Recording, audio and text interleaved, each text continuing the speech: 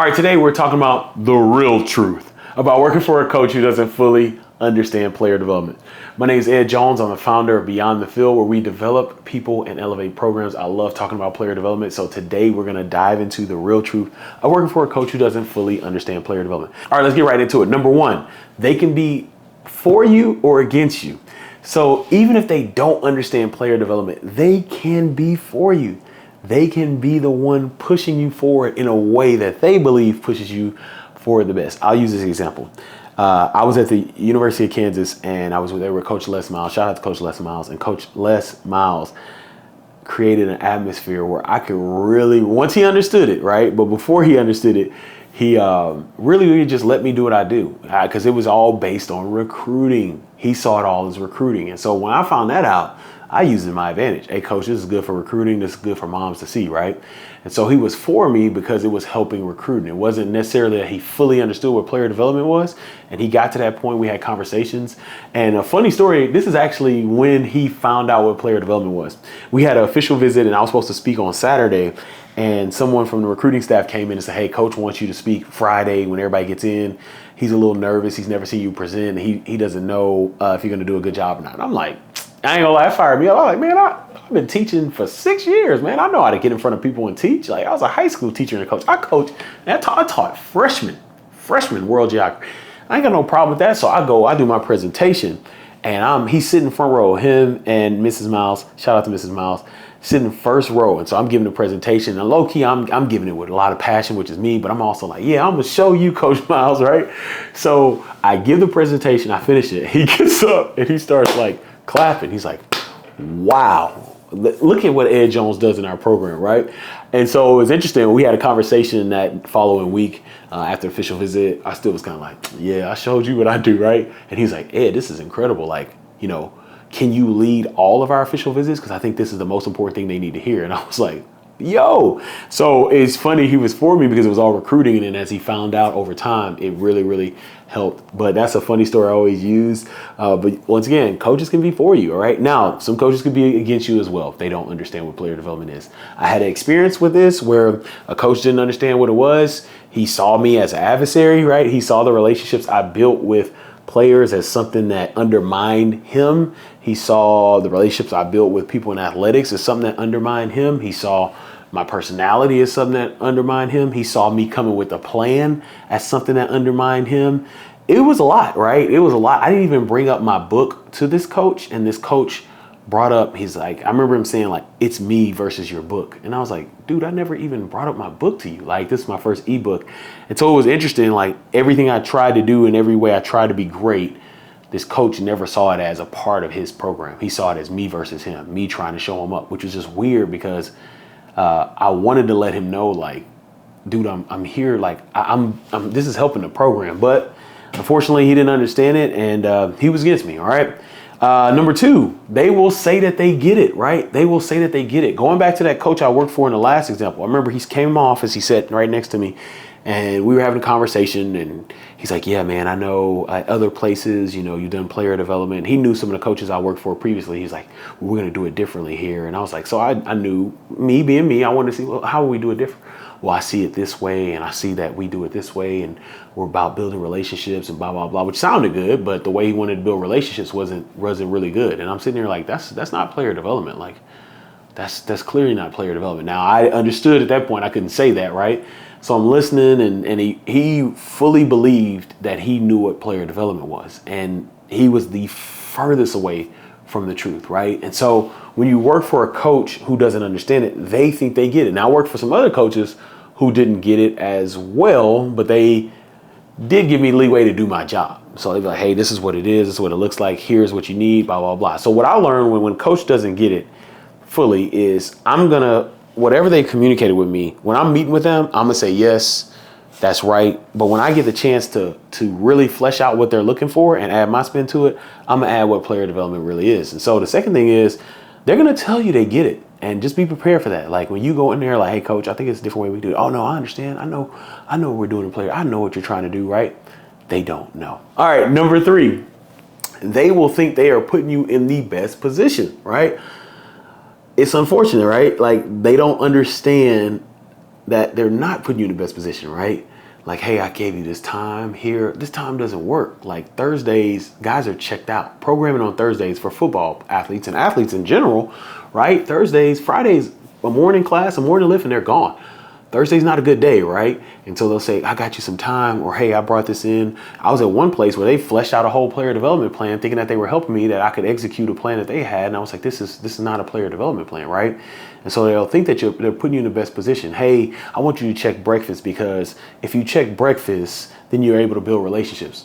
Well, this is after COVID, where they grabbed breakfast and they couldn't sit down. They literally had to grab their breakfast and walk out. How can I build a relationship? They can't take their mask down. If I talk to them, they're tempted to take their mask down, right? And so coaches think that they're putting you in the best position. Hey, I want to connect you with this person. Like, this person will really help you in your role. My role doesn't have anything. This has nothing to do with what I want to do in my role or what I need to do in my role, right? And so it's just the coach, right? I think the biggest thing with coaches is they got to that place because they were masters of something, offense, defense. Seldom coaches get in that role because they're masters of relationships and leading men and being leaders. It is what it is. For football, if you're offensive guru, defensive guru, you'll get a head job, right? And so they got there by being the expert. And so they are the expert. I've seen coaches want to be the expert at every single thing in the program, and it just doesn't work. And so when you're working with a coach who doesn't fully understand player development, they think that they're putting you in the best position. Number 4, they'll get territorial. They will get territorial. This happened. I talked about it a little earlier. One coach I work with, he was very territorial every relationship. I would build a relationship with this player. I'd be laughing, kidding, joking around with a player. He'd be like, hey, what are you all talking about? Or I would close the door to talk to a player about a private situation, and he'd be like, why is the door closed? Like, this is my building. We have a no door closed policy. It's like, coach, to build trust with these guys, they got to be able to tell me stuff. I can't, and it's just territorial. Or even coaches, like, you get along with different coaches on the coaching staff, and they're like, hey, this is my coaching staff. Like, what's going on? Like, it's weird. Just part of it, territorial. Coaches are prideful. Paranoia's real with coaches. Like, hey, what's going on? I literally got paid. This is a true story. I literally got a $10,000 raise because of paranoia. I was cleaning out my office. I had a big duffel bag. I was cleaning out my office, and this coach, so I went out the back door, and this coach saw me, and this coach was like, hey, where you going? Did so-and-so call you? I was like, nah, coach, I'm just cleaning up my office.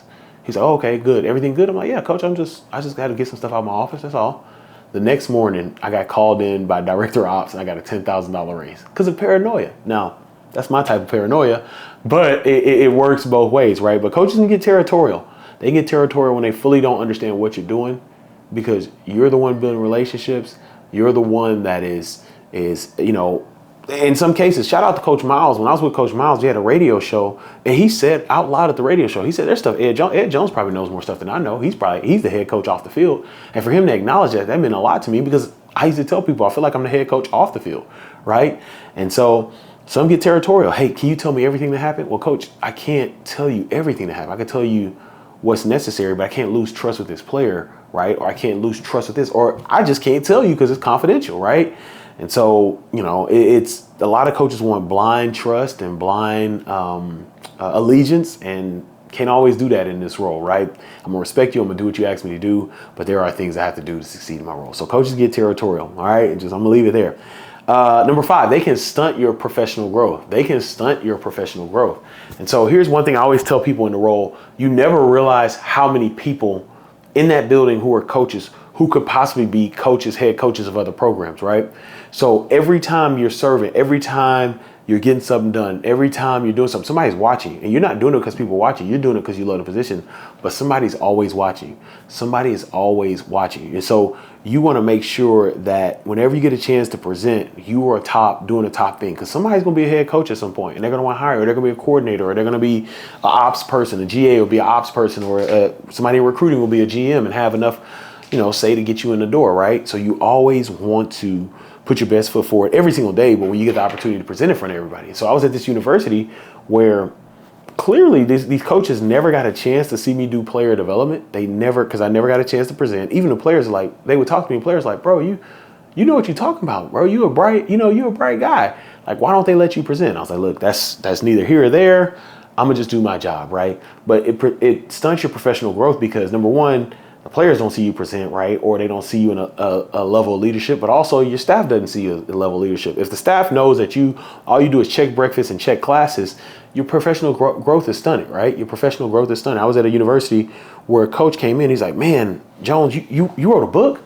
He was like, he literally came in. This is when I wrote my ebook. And he was like, hey, you wrote a book? You wrote a book on this? I'm like, yeah, man, I wrote a book on player development. He's like, do we use what you wrote in the book? I was like, look, man, I no, but I'm doing what best I can. I'm here to use it. If anybody wants to talk about it, I'm down to talk about it. I got some systems at work. He's like, wait, so you wrote a book basically on your role and you're not able to use the practices you put in a role. And I was like, hey, man, if it quacks like a duck, it's a duck, right? So that happens. Those coaches can stunt your professional growth, right? And it's tough because, once again, if they don't understand player development, they don't understand your role, and there's jealousy or insecurities involved, they can purposely stunt your growth. And they can stunt your growth because the other thing, I had a conversation with a university that was trying to recruit me when I was at another university, and I had a conversation about professional development, and they were like, oh, no, we don't allow people to go out and talk about what we're doing. I'm like, but I gotta get developed. Like I'm gonna develop myself now. Look, this development stuff is I'm gonna develop myself for the rest of my life. So, you gotta be careful. They'll stunt your growth. Number 6, you won't be a priority on the schedule. If you have a if you have a head coach who doesn't fully understand player development, you will not be a priority on the schedule. You won't. You will get mop-up duty. You'll get that Thursday, like I talked about earlier. Hey, do programming on Thursday. There we go. Everybody gonna be out on Thursday. Ain't nobody checked in, right? Coaches already, nobody's really locked in, right? You won't be a priority, right? Hey, coach, I got this summer program. I think this will be good. Hey, well, I wanted to do this. Well, coach, for us to, and I hold people accountable what they said. Hey, coach, you said you want to do this. Like, we need time, right? Everywhere I was at, Houston, Kansas, and Baylor, you're fighting for time on that schedule. If you want to see where you are in the role, no matter if it's player development, coaching, whatever, the more time you get on a schedule, that tells you where you are, right? And so I would fight to get that time. Like, hey, I need that time. I need that time. And so if you got a coach that don't fully understand player development, you're not going to be a priority on the schedule. And I'm a priority on his schedule as well if you want to meet with him. So that's something there. If you don't have a coach, you got to deal with that. Number 7, they won't take time to see how you can impact the program. They won't sit down and take time to literally see how you can impact the program. I talked about this a little bit in the example where I had the coach who was like, hey, man, you wrote your ebook. Like, does coach know? Like, does coach want to buy something for coaches? Like, I would have loved to sit down with that coach I work for and say, hey, coach, here's the player development guide. Or at the time, it was named something different. Beyond the Field ebook. Yeah, it was my first book. Y'all have written 3, so sometimes it gets out there, right? But coach, this is what we can do in the program. What do you think? What do you like? I would have loved to sit there and say, hey, coach, this is how I can impact the program. What do you think? Never had opportunity. It was do this. It was a menial task, right? It was, hey, I just need you to keep fires out. Put fires out. That's the impact you can have on a program, right? And it's funny because I actually made somebody in creative team. They was like, hey, man, like you put out a lot of fires, don't you? I was like, I do. And so they made I got it somewhere, Ed Jones Fire Department. But it's tough when a coach doesn't fully understand player development to sit there and for them to say, hey, I want to see how you can impact this program. It is tough, right? But one thing I do have in my book, I have a section for coaches there may be coaches watching this saying, hey, man, I made a mistake. I got player development. I really, really want to understand what's going on. I really, really want to help this person like this. I didn't realize I'm doing this, right? Or you're a coach who may be a head coach. And you're like, I need to make sure this person feels that they're supported. Number 1, get you a copy of the player development guide. This will help you understand player development if you're a coach. But also, I'm gonna actually do a podcast episode on this as well. But there is a section in here that is titled "What Coaches Need to Know." What coaches need to know, right? So if you want to know the impact that player development can have on your program, there's a whole section in here about what coaches need to know. And then the last thing. So we're talking about impact on the program. The last one is they don't understand the value you bring to them, right, as a professional. They don't understand the value you bring to them in the program just as a professional. The last one we talked about the program you could take and the value you can provide to the impact or the impact you can have on a program. But we're talking about value. They don't understand the value you can bring to the program as a professional. So here's a story. In fall camp or right before fall camp in May, I got reached out by the NFL. The NFL they created this NFL NCAA College Administrators Committee. And so basically they sent me a long email, said, hey, we want to understand what you all in player development, there's a couple of opposite people on there as well, what you all are doing at the college level so we can prepare on the NFL level to make this transition for athletes a little more smoother. And so they asked me if I wanted to be on a committee. I was honored. I definitely accepted to be on the NFL committee, right? That's incredible, right? I was on the NFL NCAA College Administrators Committee. And so what happened was I noticed a lot of people who were on the committee, their teams were dropping graphics out in fall camp. And so I'm watching it, I'm looking at it, and I didn't want to say anything because I already knew where I was at. And this was when I was at Baylor. I already knew where I was at, and I kind of already knew how they felt about me, right? The head coach, administration, chief of staff. I already knew how they felt about me. So I just kind of was like, man, I'm going to leave it alone. I'm not going to say anything. I'm excited to be on there. I'll probably make my own post or whatever. So the SID, Sports Information Director, he calls me in and he says, hey, Ed, you know the NFL just contacted us about you being on this committee, right? I was like, oh, yeah, that's awesome. Yeah, I've been on a committee for a while. He's like, when were you going to tell us this? I was like, man, look, I'm focused on the season. He was like, Ed, this is a huge deal. He's like, we have to make a graphic. We have to make a graphic. And so like they were all like, and so they made the graphic. The people made the graphics. Like all three of them came off. It's like, dude, you're on the NFL committee? I'm like, yeah, appreciate y'all, right? So somebody else did that. So we had this support staff meeting, and our chief of staff led the meeting, and he was like, well, we got to make this graphic for Ed. And it was just so like, deflating, right? Like it's just like, anybody else, every other university was putting that out, talking about how great it was for that person to be on that staff or on that committee. They're hyping it up for the value of the program. This professional in our program helps our program look better, right? And here I am in a meeting like, well, we got to make this graphic. Once again, I didn't bring it up. I didn't bring it up because I already knew that was going to be the reaction, right? Of the head coach, chief staff, administrators, some people that were in leadership there. I already knew that was going to be the reaction. It was just frustrating, right? Like not seeing the value of the professional. I helped this program be better, right? So they're like, they had to put the graphic out. It was I got a lot of great feedback, but I could tell it made my head coach uncomfortable, right? It made him uncomfortable, which is crazy. Like imagine if he was comfortable, understood player development, and he could have came out and said, hey, recruits, we got somebody on our staff. The NFL has handpicked. It was only 8 people. The NFL, I'm passionate about it, right? Because I'll never, ever again in my life downplay myself like that for anybody. I don't care who's uncomfortable. I'm not dimming my light for anybody else, right? But the head coach could have said, we got out of 8 people in all these football programs around the country, Ed Jones, who's on our staff, was picked for this committee. You think that guy don't know what he's talking about, right? And so it was one of those deals like number 8, they can't see the value you bring as a professional when they don't understand player development, when they can't understand fully everything I talked about earlier that you can do for a program, right? And so that was good. I mean, it was cool. It was cool to coaches. I had coaches in my office like, Jones, man, the NFL picked you, bro. That's awesome, right? And so they were like, bro, we got to let people know. We got to get this on social. And I just let them know politely, those I have relationships with, it's not going to happen, right? It's not going to happen. They did the post. It was quick, and they did what they did. I need to find that post. But yeah, those are 8 things, right? Those are 8 things. If you work for, this is the real truth about working for a coach who doesn't understand player development. And once again, I experienced one of these 8 at every place I was at, right? Houston, Kansas, and Baylor to some extent. And so this is why I do this. This is why I do this podcast. And this is why I have the book. Now, my experience was better at other universities, at Houston and Kansas. It was better. They didn't fully understand, but they were learning to understand. They saw the importance of having me on the staff. So they were working, which I appreciate those coaches for. At Baylor, it was totally opposite as we talked about. But wherever you are at, I don't want you to dim your light, and I don't want that to stop you because you're there for a reason. There's players there that need you. There's athletes that literally need you. Capital N-E-E-D. Did I say 3 E's? They need you. They need you. So don't dim your light. And if you're like, hey, look, that sucks, but I'm on mission. I'm going to help coaches anyway. Here's a video here about how you can help coaches in the role. As I always say, go out and create generational impact. Don't wait. Create that generational impact today.